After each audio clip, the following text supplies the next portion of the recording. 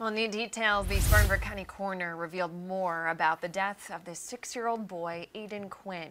He died from a Benadryl overdose in October. And at the time, his guardians told deputies he fell and hit his head. Well, after a 5-month investigation, it was revealed that was a lie. Fox Sky's Grace Runkle joins us live now with what we've learned. Grace. Well, Aiden's guardian told investigators the 6-year-old was hyperactive, so she gave him Benadryl to calm him down. But the amount that she gave him was more than enough to kill a full-grown man.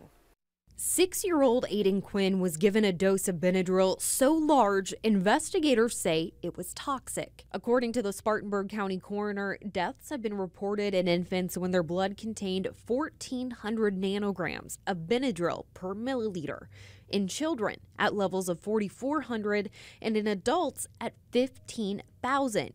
Aiden, at the time of his autopsy, had 19,000 nanograms of Benadryl per milliliter of blood in his body. That's 4,000 more nanograms than it would take to kill a full-grown adult. 32-year-old Sarah Stewart is facing charges which accuse her of administering the fatal dose.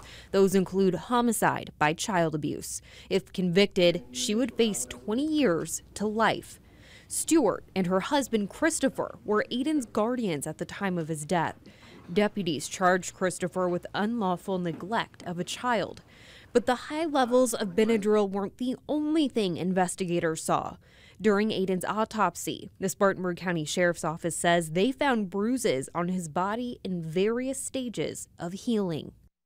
Spartanburg County investigators say that reports had been made to the Department of Social Services about Aiden before his death.